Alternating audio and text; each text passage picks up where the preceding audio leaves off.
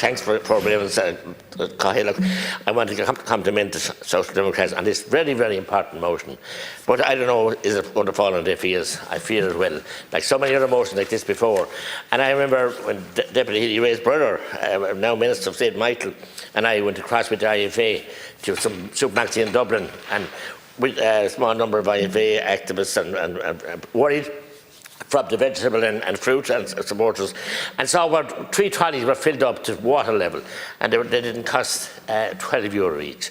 That was unsustainable then. It's more unsustainable now that food can be priced for that. Coming from a mixed farm that grew everything, and still do. My brother grows a lot of potatoes, and indeed every kind of mix you could have. And to tell Deputy Healy Ray, it's lovely to see the colours in the corn. The combines have been working since last Thursday in South Tipperary, and I visited some of them. It's wonderful to see the harvest, and the weather, thanks be to God, is so wonderful. But the farmers are being, intimidated. They're being killed every which way, and the costs of everything else go, inputs and the price going down. You name it, whatever it is. This year, in fairness, cattle and sheep and the pig meat are doing very well, but that's going to have its own implications. But food security going forward is very much threatened. And solar farms, and they're taking over the best of land in South Tipperary. But can I say, as far as the regulators, and all the regulators, when I came in here 18 years ago, we had a limited number of regulators, but they're like mushrooms now in a field of a soft, wet morning. They've mushroomed everywhere. There's a regulator for everything. And the vast majority of them are useless, toothless and fruitless. Okay, yes, they have their office, they have their title, they have their plaque on the wall, they have their fancy office desk, and they have a team of employees paid for by the taxpayers. It's the same with the NGOs, hundreds and hundreds and hundreds of them. And the people, the public, in this case the farmers, are being milked high and dry. Pardon the expression.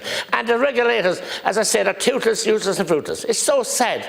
We have the regulators, they have powers, but they're ineffective. Totally ineffective, and governments are feeble and inept at insisting and instructing the regulators to do their job. Do what the taxpayers' money, hard-earned taxpayers' money is paying for them to do. They're not doing it. Across the whole area. Insurance, we hear it again at the moment. We had different moves and different things taken that would bring down the price of insurance, but no. But on the food sector, it's so important that the family, and for nutrition, as Deputy Gillian Toole said, that we have good and proper fresh. There's nothing like a fresh carrot or fresh potatoes or turnips or cabbage out of the fields and clay on them. Nothing like it. But now it's imported from all over the world, and I see worries at the moment about some fruits being imported from Israel.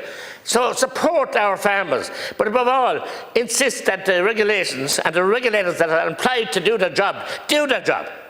I talked about the Custom House last night here with what's gone wrong with us here in this republic, that the people are paid to do jobs, paid handsomely, and they're not doing it.